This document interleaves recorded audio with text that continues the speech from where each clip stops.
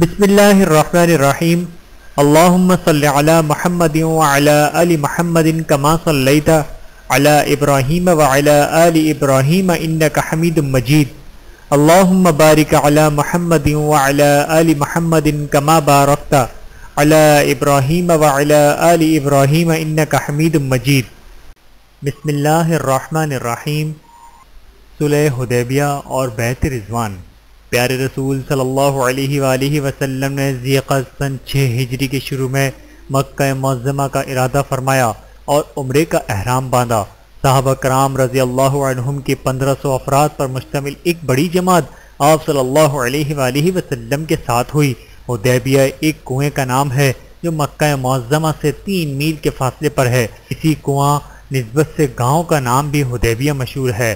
یہاں پہنچ کر آپ صلی اللہ علیہ وآلہ وسلم نے قیام فرمایا اور حضرت عثمان غنی رضی اللہ تعالیٰ عنہ کو مکہ بھیجا کہ قریش کو اطلاع کر دیں کہ آپ صلی اللہ علیہ وآلہ وسلم اس وقت محض بیت اللہ کی زیارت اور عمرے کے لیے تشریف لا رہے ہیں اور کوئی غرض نہیں۔ حضرت عثمان رضی اللہ تعالیٰ عنہ مکے پہنچے تو کفار نے انہیں روک لیا۔ ادھر یہ خبر مشہور ہو گئی کہ کفار نے حضرت عثمان رضی اللہ تعالیٰ عنہ کو قتل کر دیا۔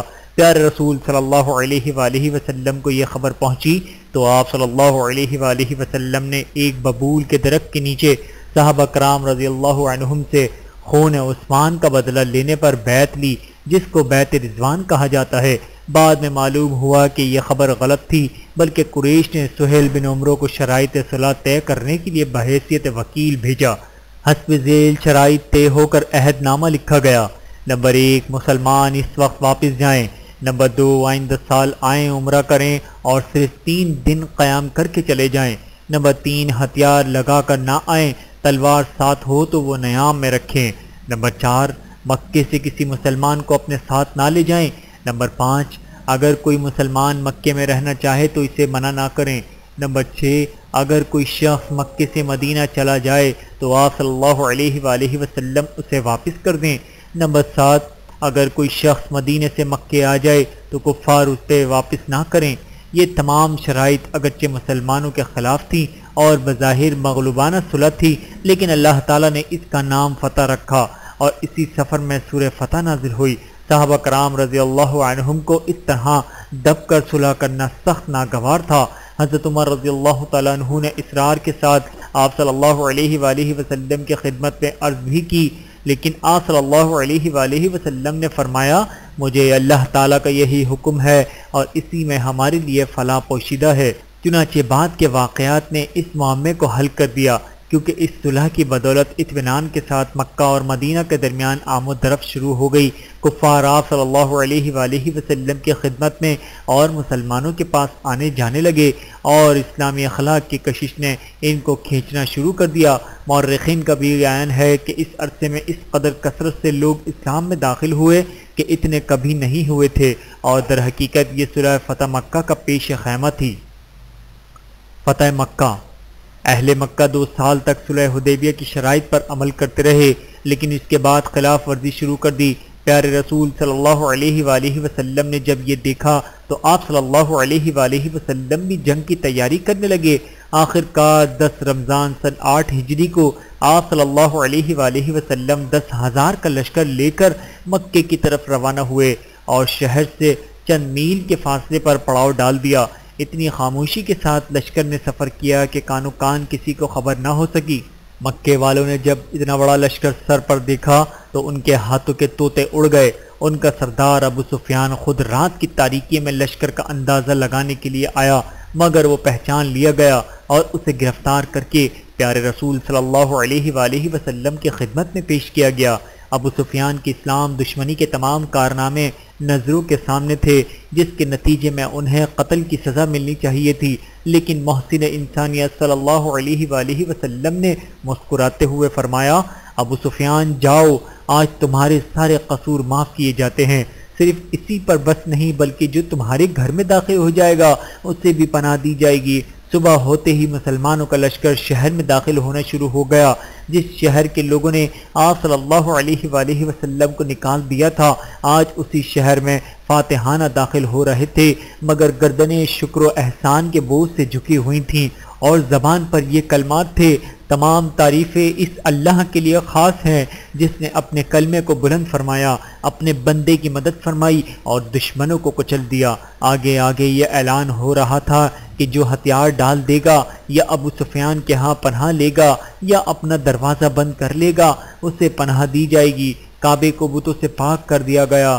نماز کا وقت ہوا تو آپ صلی اللہ علیہ وآلہ وسلم کے حکم سے حضرت بلال رضی اللہ تعالیٰ عنہ نے بیت اللہ یعنی خانہ کعبہ کی دیوار پر چڑھ کر اذان دی اور کعبے ہی میں نماز ادا کی گئی۔ وفود کی آمد اور جوق در جوق اسلام میں داخلہ۔ صلح حدیبیہ کے بعد جب راستے معمون ہوئے تو اشاعت اسلام اور اس کی تبلیغ کا دائرہ وسیع ہوتا چلا گیا، لیکن پھر بھی کچھ لوگ قریش کے دباؤ کی وجہ سے اسلام میں داخل نہیں ہو سکتے تھے، تو فتح مکہ نے اس قصے کو بھی طے کر دیا، اور وہی لوگ جو اسلام اور کسی مسلمان کی صورت دیکھنا بھی پسند نہیں کرتے تھے، آج جوگ در جوگ پیارے رسول صلی اللہ علیہ وآلہ وسلم کی خدمت میں دور دراز کے سفر کرتے ہوئے وفود کی صورت میں پہنچے اور اپنی رضا و رغبت سے اسلام قبول کرتے ہیں اور جان و مال فدا کرنے کے لیے تیار ہو جاتے ہیں۔ اور یہ وفود اکثر سن 9 ہجری میں حاضر خدمت اقدس ہوئے، جن کی تعداد 70 نقل کی جاتی ہے، جن میں سے چند وفود کے نام ذکر کیے جاتے ہیں: وفد ثقیف، وفد بنی فزارہ، وفد بنی تمیم، وفد بنی سعد ابن بکر، وفد کندہ، وفد بنی عبد القیس، وفد بنی حنیفہ، وفد بنی قحطان، وفد بنی الحارث وغیرہ۔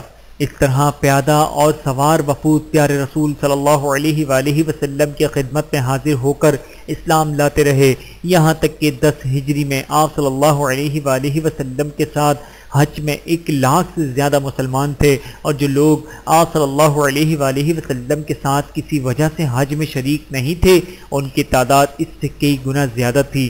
مزید تفصیلات سیرت مغلطائی میں ملاحظہ کیجیے۔ حجت الوداع کا پیغام، انسانیت کے نام۔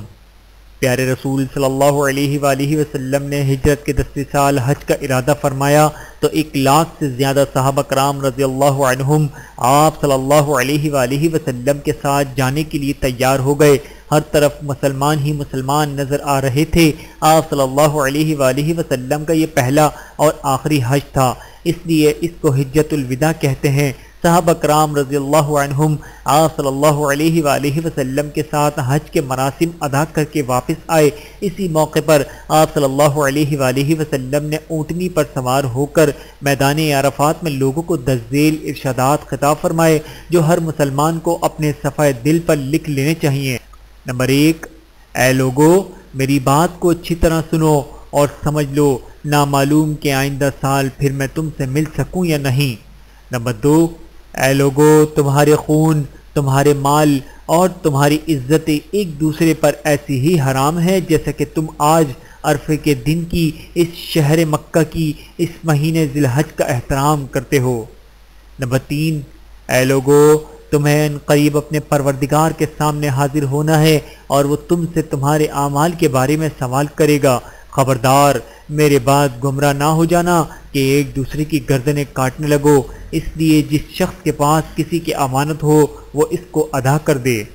نمبر 4، اے لوگو جاہلیت کی ہر ایک بات میں اپنے قدموں کے نیچے پامال کرتا ہوں اور جاہلیت کے قتلوں کے تمام جھگڑے ملیا میٹ کرتا ہوں اور جاہلیت کے زمانے کا سود بھی ملیا میٹ کرتا ہوں۔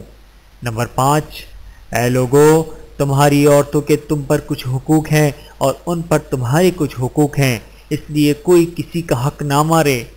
نمبر 6، اے لوگو تمہارا پروردگار ایک ہے اور تمہارے باپ بھی ایک ہیں، تم سب حضرت آدم علیہ السلام کی اولاد ہو اور حضرت آدم علیہ السلام مٹی سے پیدا ہوئے ہیں، تم میں سب سے زیادہ عزت والا وہ ہے جو سب سے زیادہ متقی ہو۔ نمبر 7، اے لوگو کسی عربی کو کسی اجمی پر، کسی اجمی کو کسی عربی پر، کسی گورے کو کسی کالے پر، کسی کالے کو کسی گورے پر سوائے تقوی کے کوئی فضیلت نہیں۔